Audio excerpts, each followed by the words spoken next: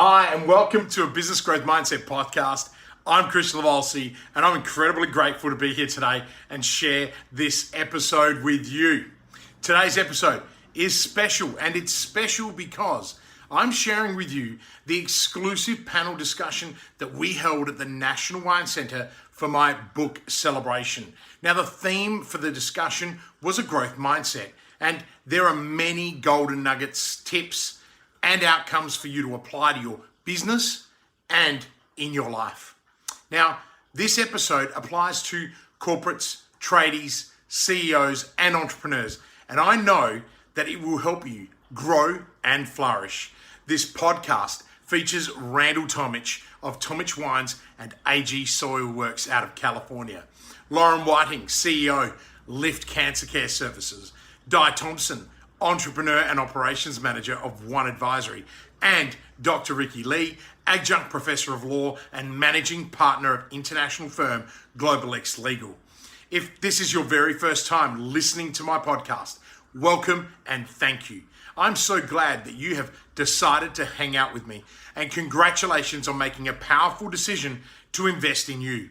Please make sure that you subscribe by clicking the subscribe button so you don't miss future episodes, and enjoy.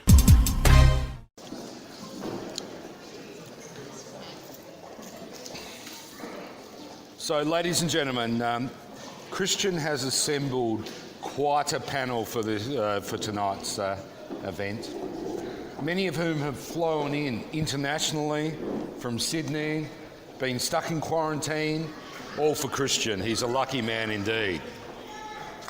So I'd like to introduce the members of the panel without further ado. So firstly, Dr. Ricky Lee, if you'd like to come up and have a seat.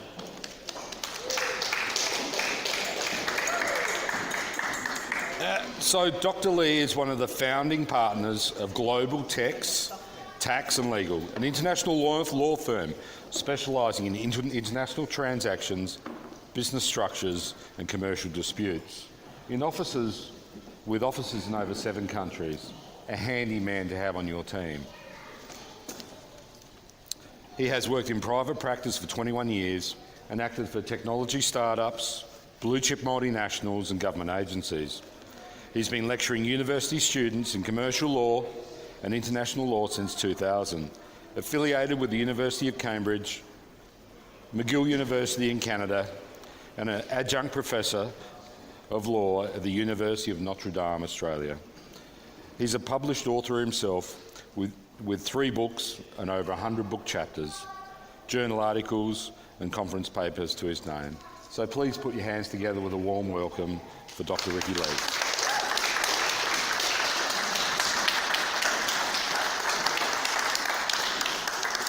And our second panel member is Thompson.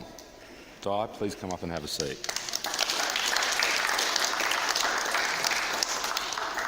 A serial entrepreneur for over 40 years, owner and business coach and a consultant. Previously, Managing Director of South Australian technology company turning over $12 million and General Manager of the Adelaide Hills magazine, something which is very close to my heart.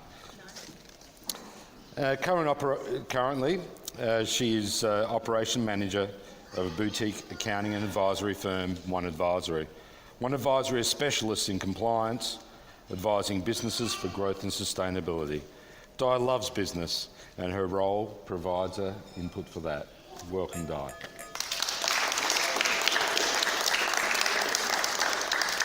Now I'd like to welcome up Lauren Whiting.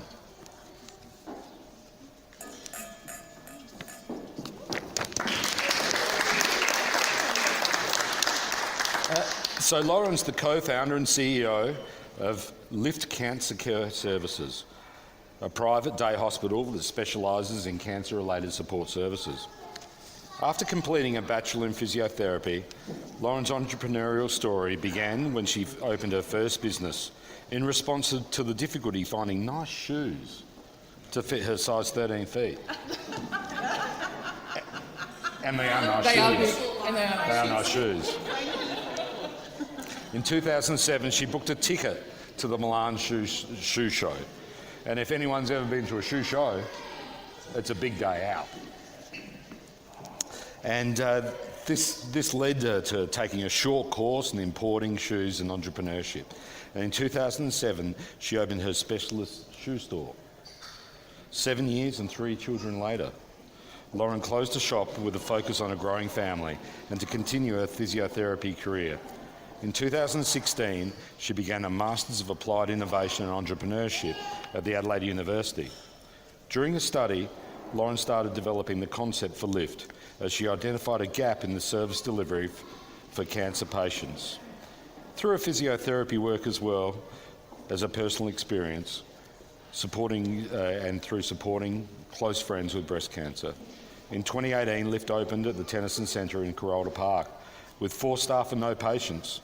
Today, Lift has grown to more than 20 staff and sees in excess of 150 patients a week, with services including exercise medicine, physiotherapy, speech therapy, clinical psychology, diatritics, and lymphedema services.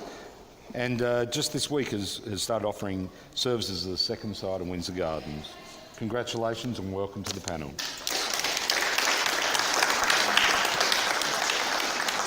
I would like to invite Kristian up. Kristian, come and help me here.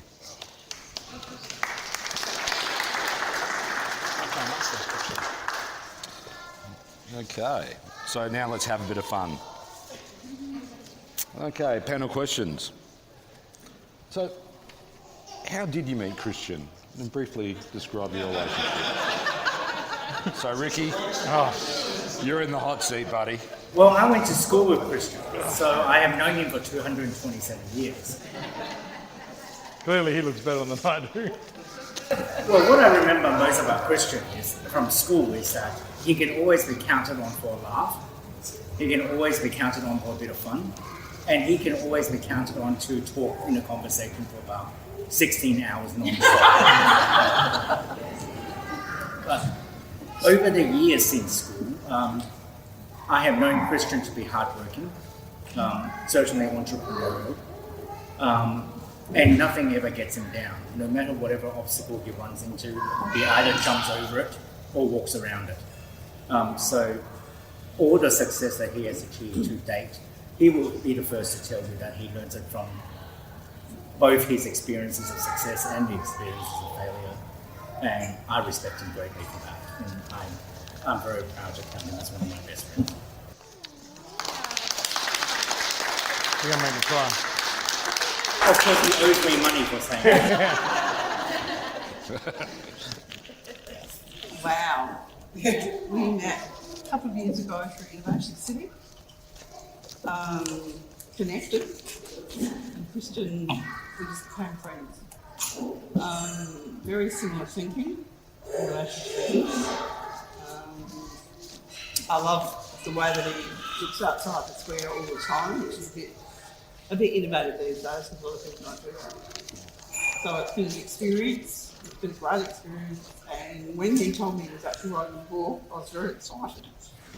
So I booked online and bought some books before they were published and given to friends and staff, and absolutely fantastic. So thank you for being a friend. Oh, thank you, guys.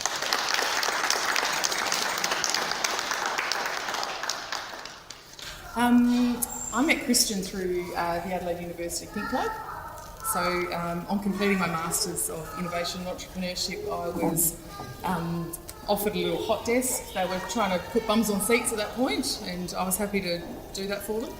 And Kristian was the entrepreneur in residence at the University of Adelaide. And part of being a resident of Think Lab was that you had access to mentorship. And my concept for Lift was a little further progressed at that point than some of the other startups. And the people that were managing the Think Lab at the time told me that I probably didn't need to have a meeting with Kristian because things were well on their way. I took it upon myself to knock on his door in between his other client meetings just to say hi to him and give him a brief overview of what I was up to. And he said to me, you look like things are going okay, and we probably don't need to catch up. He said, but when things get a little bit tougher, I'm a good problem solver, and things inevitably did get tougher. in that sort of early startup phase, and Kristian and I forged a relationship from there. That was really, really useful in getting over some speed bumps, which were quite significant in the early days. And then more recently, in the last 12 months, Kristian's been brought on as part of our advisory board, and he works with Lyft and provides really good balance and support for myself. And so yeah, I'm one of his clients at the moment. Fantastic. So, Lauren, you're sporting a copy of Kristian's book there, and Yes, I am. and I know it's a signed edition as well, you know, a limited number. It'll be worth a lot of money one day. Yes, it will. So, what did you like the most about the book? Well, actually, on the way over here today, got out my pink highlighter. I suppose the benefit that I've gotten, and potentially the unique perspective, is that I'm still working with Kristian. You know, we talk every day. So Kristian is, like I said, he's on our advisory board, but he also provides a really important mentoring role for myself as the CEO of Lyft. Chapter 2 talks a lot about leadership, and leadership has been something that Kristian and I have talked a lot about recently in the context of Lyft. So as a growing business, Kristian has been really assisting me for myself to step away from the business a little bit, out of that management role, and sort of consider what being a leader looks like. And in turn, that's been something that he has given me a framework that I can actually then present to my team and my leadership team within the business. And you know, the transformation that has amounted to over the last couple of months has been really significant. So the chapter on leadership was something that I really enjoyed for that reason. And the other chapter 7, which is talking about, you know, vision and purpose and sharing a vision with the team, is the other thing that, and it sort of links into the leadership business that we've been working in. But chapter 7 really talks about the fact that, you know, if you want to be a leader and you want to inspire people, you need to be able to communicate very simply, you know, how your team can follow you. And, you know, in doing that, being able to present a really clear vision and create a really fantastic culture. And that's something that we are collectively, Kristian and I and our other board member, really, really proud of, because the culture at Lyft has absolutely transformed since we turned our attention to that. So, just off the top of my head, chapter 2 and chapter 7. Great read.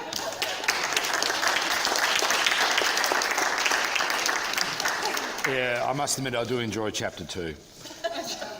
So now, would you recommend the book to others, Lauren? Well, of course. Have you recommended the book to others? A big fan, have I? I mean, yes. What I've actually recommended, though, is not so much the book. I mean, this book is wonderful, and as Kristian pointed out before, it's beautifully written. As far as its simplicity goes, it's very accessible. There are no presumptions as to, you know, what level of education you have. It's got really great case studies in it, so you can really connect with it no matter where you are in your business journey. I suppose, you know, something that I do more frequently than recommend this book is recommend to other business owners that they partner with a mentor and find someone who is engaged with their values and with their purpose and with the vision that they've got for growing their business. And like I mentioned earlier, the way that Kristian and I met was, you know, I really had to sort of introduce myself to him because I was told we didn't need to be connected. But it's turned out to be a really great relationship. Our values align. Kristian's values align with the values of our business. And yeah, I mean, yes, the book is great and it's a really good starting point. But like I said, whether it's Kristian or someone else, the value that I've enjoyed from having a mentor has been much more than what I've read in here. And that's not to diminish how excellent this book is. Thank you. So,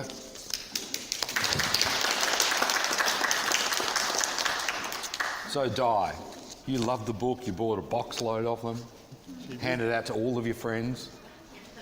Do tell. The reason I love the book, and I read a lot of business books, is its simplicity. You can pick it up, you can flip to a page, there's no structure you actually have to go through, and I believe in the KISS principle. And just some of the stories were fantastic because people relate to your stories. And it's nice to know that Kristian's been there with some of them and been through the journey in their business. And it's just, as I said, it's an easy read, it's factual, it's exactly what business owners need to be looking at. A lot of people don't read books and they probably should, but this is the sort of book you just pick up and go, oh, okay. And just to refresh. I go back and refresh all the time. And I love all the videos that Kristian produces and like having a little laugh. And, so yes, I would definitely recommend. And we always Kristian well on his spiritual journey as well, by the way. I would recommend everything. And you recommend the book to others? Absolutely. Fantastic.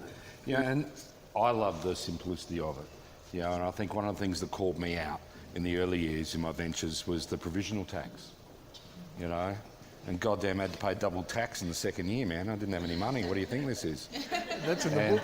And that's in the book, you know. So that's one of those important little things. You know, when you're a startup and new to all of this, you know, just great little tidbits. So, Dr. Ricky Lee. Now, I assume you've read the book. Yes. Cover to cover, I mean. Everybody's read that too.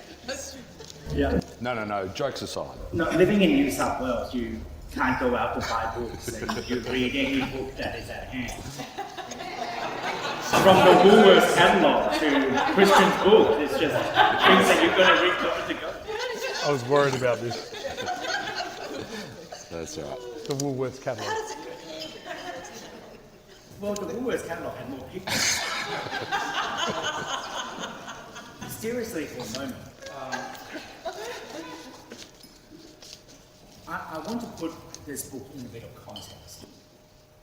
If someone were to ask an entrepreneur or an industrialist 120 years ago, what gives you that growth mindset, or what is your recipe for success? It probably would be very short. In fact, someone did ask John Paul Getty that exact question. What is your recipe for success? And he said 3 things. Get up early every day. Work hard. Find oil.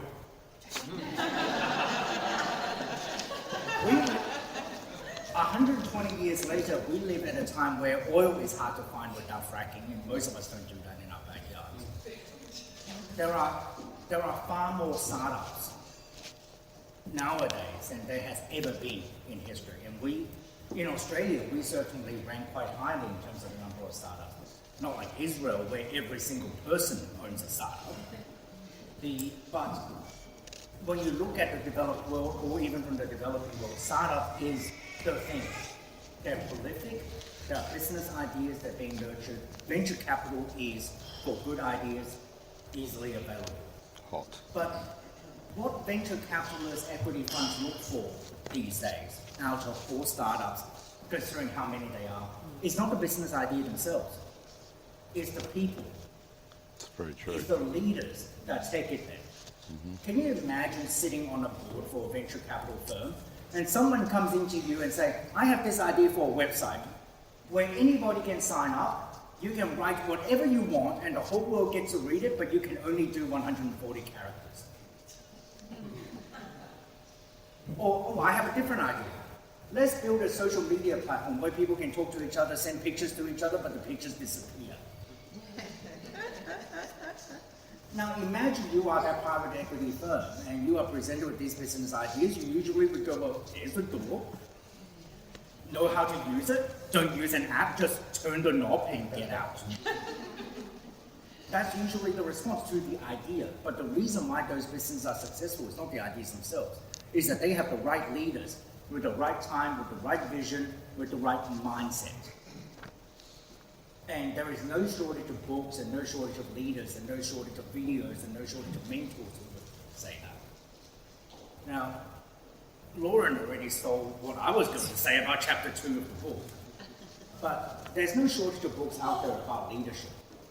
But what is rare is a book about business leadership. A book about leadership going from the very basics of thinking to grow into the mindset of being a business leader. And that's what Kristian's book does. Maybe only chapter 2, but that's what the book does. There are certainly further studies one can do into leadership, and as an academic, I certainly know that. And can say that there are plenty of courses, but as a book that represents Leadership 101 in business, I think Kristian's book is the one. That's why I have 12 copies of it sitting on my shelf. Because he sent them to me without me asking. I thought it was 10. So, Ricky, have He told me you... to buy some on Amazon to boost your numbers, so I can He helped me get from 99 to 93. So, Ricky, as yet, have you recommended this book to others or given this book to others? I have, yes. I have not only that, before COVID, Kristian and I were actually working on bringing him over to Sydney to give some talks about business growth mindset, but of course COVID since got in the way and New South Wales have been rejecting civilized peoples.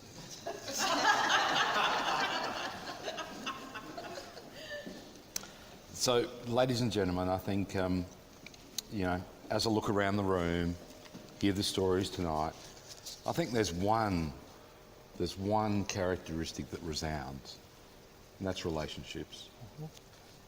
Kristian's a man which builds relationships, and relationships which endure over decades. There is no greater thing to admire than a relationship builder. Without further ado, I give you Kristian Livolsi.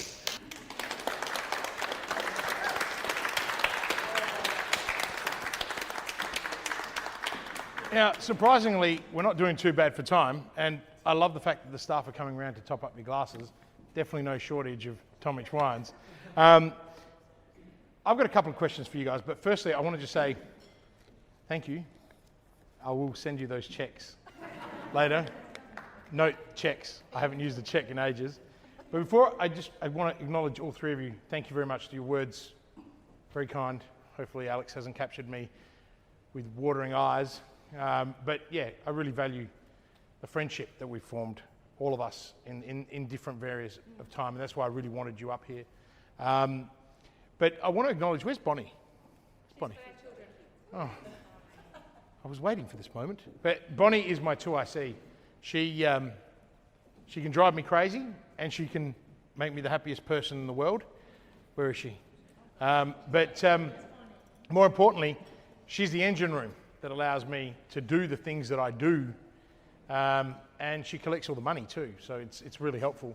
Graham Burfield, that's here, I want to acknowledge Graham for helping me write parts of the last 3 chapters on finance, so thank you. I like to always acknowledge everyone in the room. You're all important, but I just want to make sure that I acknowledge Graham. I've got a few questions, and I think we're all going to be really interested to find out about these. And this is actually why I really wanted you 3 up here, because you have 3 very unique perspectives. See, I'm so much better without a script, right? So, Dr. Lee, he hates it when I call him Dr. Lee, so I'm going to do it, because he thinks he's funny. What are the challenges? Hey, seriously, what do you think? So you get to work with some amazing people across the whole world as an international lawyer, and also with your work in the space industry.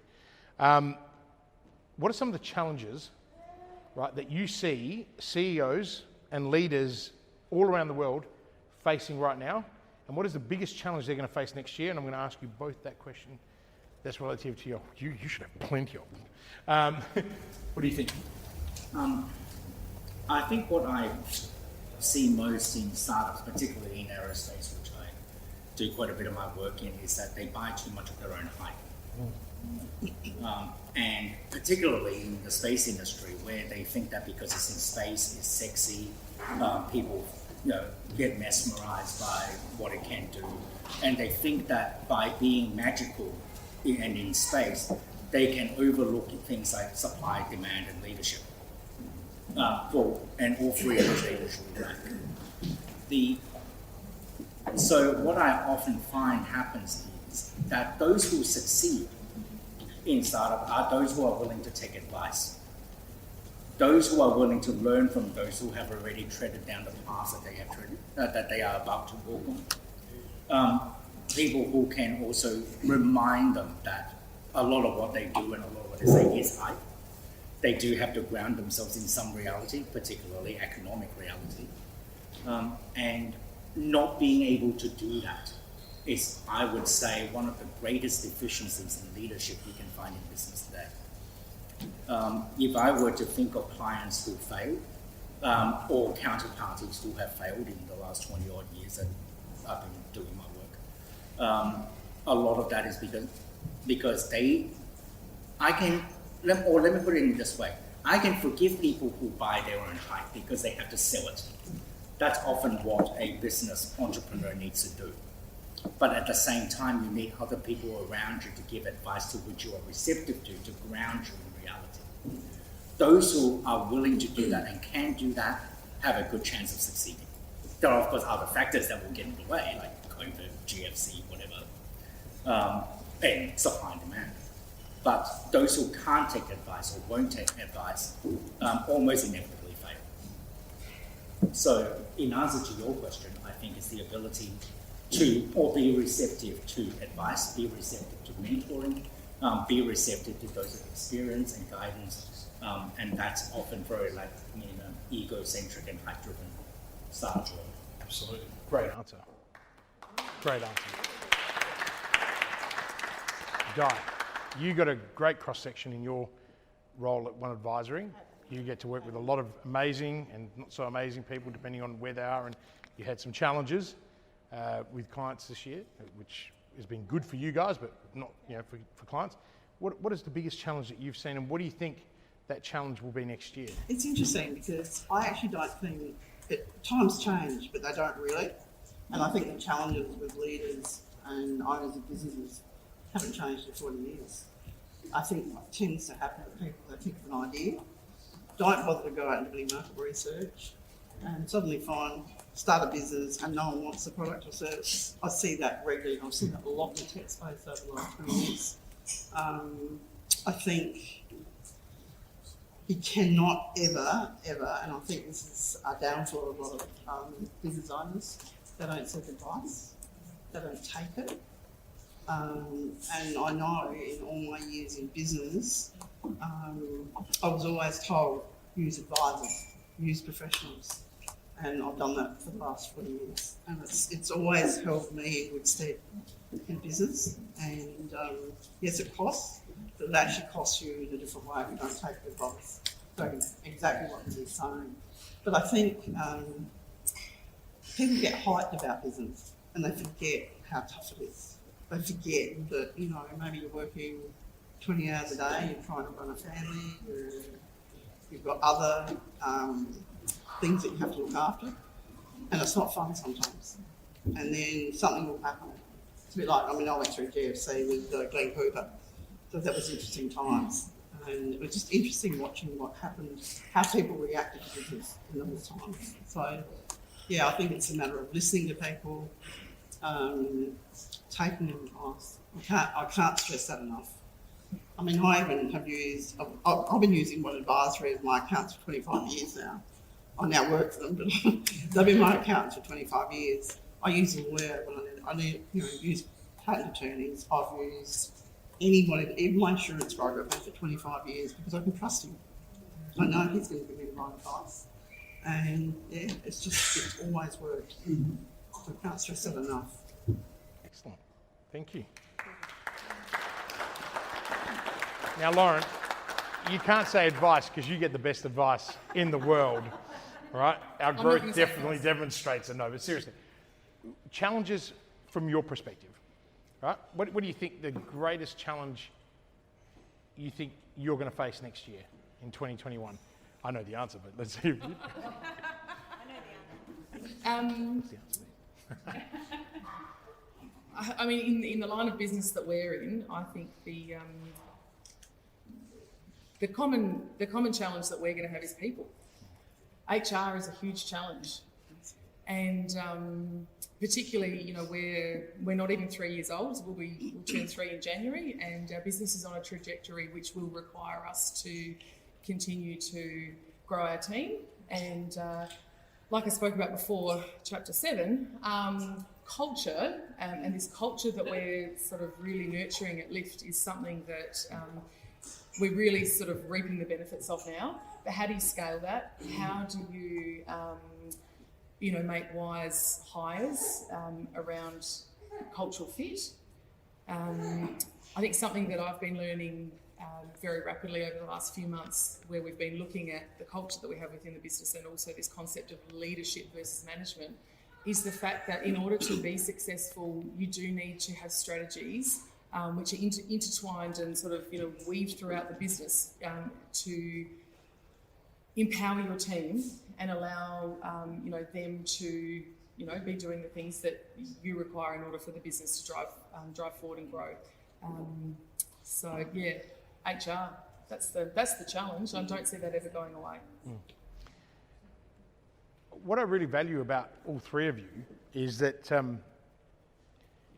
the commonality in the message, right? And leadership, getting good advice, taking the good advice and actually running with it. For us, growth, HR pains that come with it. I'm not going to ask the other two questions that I had, but there is one question that I do want to ask you, because I think the room would value your free, unbiased advice. He's expensive, so this is the right time to ask it. What's the best advice?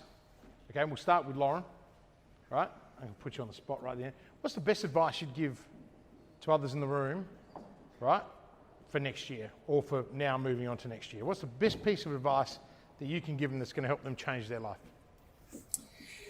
The best piece of advice, this has been a mantra that I've grown up with. So this is actually a piece of advice that my dad gave me. And this is something that I've been brainwashed with from my earliest memory. So a lot of my resilience comes through, both my parents are business owners, and that was the environment that I grew up in. And my dad always said to me, it didn't matter what the issue was, he'd say, Lauren, there's always a way. So there is always a way is this sort of thing that's always been in the back of my head. And as simple as it is, it's been the most wonderful gift, actually, particularly as that was something which was really constant through my childhood. It's something that I really try and instill in my 3 children, who are all in those formative years at the moment. There's always a way. Resilience and a growth mindset, which is obviously what we're talking about, in your book here, is always around, you just got to keep it together up here, and it's difficult and it's challenging. But if you have that self-belief and know that somewhere within you you've got the resources, there is always a way. It might not always be apparent straight away, and sometimes it is that adversity, as you mentioned, that actually forces that out, because everything around you is moving. We experienced that this year at Lift with the COVID situation. It really flipped everything on its head, as it did for all of us. So there's always a way. How good, though, was it turning that agitation, that total disruption, into now we are, outperforming, if I can say freely, 25% increase everywhere. Why? Because we reacted well. We led from the front. We communicated. I just loved sharing that story, because we do that with all the clients that are in the room. But that's the key message there. It is resilience, because you're going to face shit every single day of your life. The question just is, how do you bounce back? And as I said earlier, it's not the circumstances that define us. It's decisions that we make, or the decisions that we don't make. So many people sit on their ass and expect things to change, but nothing changes unless you force change. And a lot of the time you don't want to force it, you want to navigate change using people to come along the journey with you. Sorry, I just had to add that. Di. Sorry. I must have had a very similar background to you. My parents were always, Mum and Dad had service stations, and I was in business, on their business from the time I was 2. Yeah. So, and their background with me was you can always get through it. Yeah. Somehow you get through it. At the end of the day, for me, for next year, it is about change. And people are going to have to accept it's going to change. And I think it's going to be tough, but hey, you've got lots of friends around you, talk to them, And I think it's been a challenging year for everybody. Everybody I speak to, it's just really interesting. Everyone's got a different take on it, but the majority of people are trying to stay resilient. But I think change is going to be the biggest thing that we face next year, because our businesses will all look different. Our culture is really important. I agree with what you said. That's very important in terms of taking people on the journey with you as well. And my mantra, actually was my New Year's resolution, say it like it is. That was this year, and I've done it all year. And it actually helps me, because I need to get it out. And I think people don't have the honest conversations that they need to have sometimes, and I think that's really important. So, yeah, happy 2021. Dr. Lee.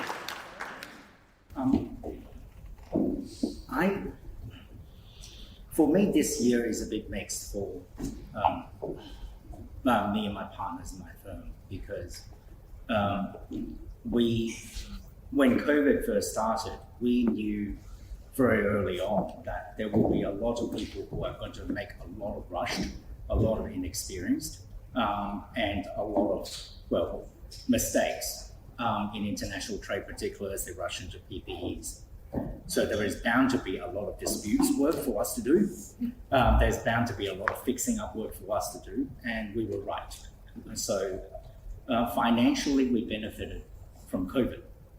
I'm not ashamed to say that. But at the same time, emotionally, we suffered greatly from COVID, because as a firm with offices in Europe, where we have had members of our firm become quite sick, we've even lost members of our firm to COVID. It certainly has been difficult. But what we often say to our clients is, even from the times of the GFC to today, is that adversity itself is an opportunity. So resilience is one thing. Capitalizing on the obstacles that are in front of you to find the opportunities that arise is what it distinguishes between a good business to a great business. The story I often tell is a half joke but half serious story, if you will indulge me for a moment, is there is a hairdresser in a town, and he's the only hairdresser, and he has been accustomed to doing haircuts for $50. And because he has a monopoly, there's no competition. So $50 every haircut, male, female, obviously a lot more, depending on what they want to do with their hair, because otherwise you'll churn out everybody with the same hair, and that obviously doesn't work in any kind of community. But minimum $50 haircut. A new hairdresser comes to town, rents a shop across the street, and puts a sign outside that says, doesn't matter male or female, $15 haircuts. So all the customers ultimately get tempted to go over to the other side. And he saw his business declining. So what does he do? One day he put a sign outside his door, we fix $15 haircuts.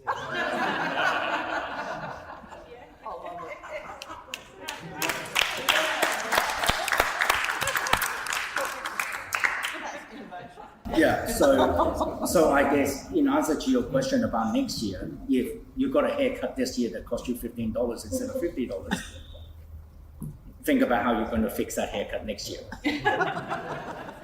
Thank you, Ricky.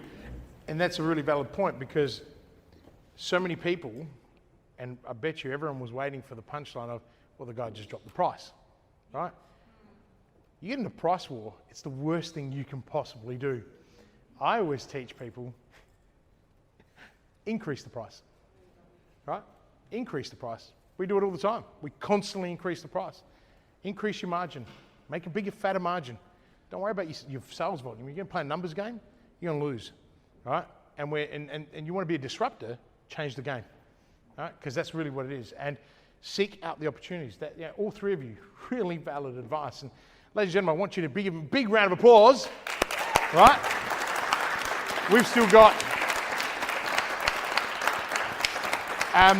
before you leave, you were outside looking after our children. This is Bonnie, if you haven't met her. She's little. She's, actually, is Mal still here or Mal's gone? Okay, because I was going to put it next to Mal, because Mal's the only other small person I know in the world. But I just wanted to highlight, Bonnie, as I said earlier, She also collects the money. But no, more importantly, Bonnie is a person that has stood by me through the change, right? And sometimes she hates me. A lot of times she hates me. But the truth is, it's a partnership, right? Behind every great human being, there is great customers, there are great people, right? And so I just wanted to single you out now, rather than in the big message before. So thank you. Bar's still open, so recharge, have a few more drinks. I think we've got 5-6 minutes to go. No time? Oh, well, it's fine. We'll keep going. Randal Tomich, thank you very much. Ladies and gentlemen, thank you very much. There's only one thing that I really would love you to do. And I don't really care if you don't read the book. I do. But if you don't read, the gift of sharing and giving is far greater. Don't let it collect dust.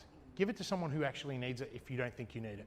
And trust me, as Di said, everyone needs it. Because I've never read a book from cover to cover. I read that one 3 bloody times, right? And you know what's funny? Like Lauren, I go back to the book. I will always go back and go, shit, I'm filming a video. Let me see if I actually said this before. And then I'll read it, and I'll read some of the stories that are in there.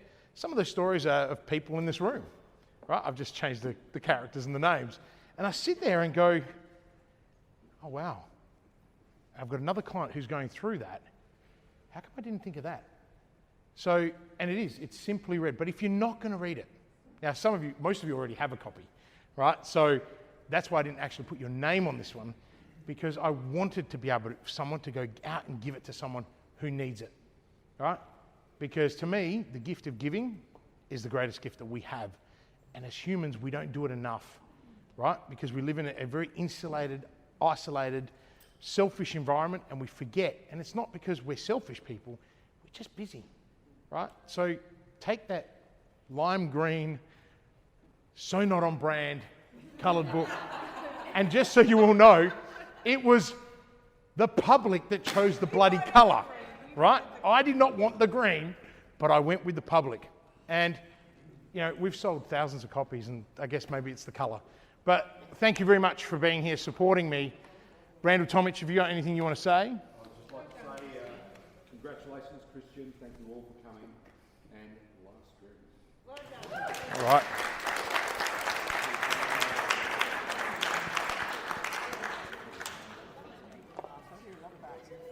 I hope you found the discussion encouraging and that you can use it in your quest to show up, stand up, raise your standards, and step up in life. If you loved today's episode, please take a minute to rate it and provide a review. And while you're there, why not share the episode and tag me in your social platforms and give the gift of knowledge to others. As always, live with purpose.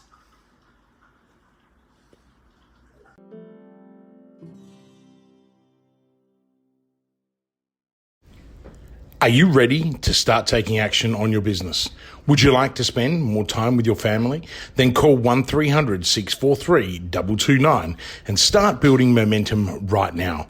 I know you're busy. In fact, you are so busy that you don't have time to work on your business or yourself. Often tossing and turning at night, worrying about the how-tos and the cash flow. How on earth can you possibly get off the hamster wheel so that you can take a helicopter view to see where you'll be in 90 days, 1 year, or 3 years from now?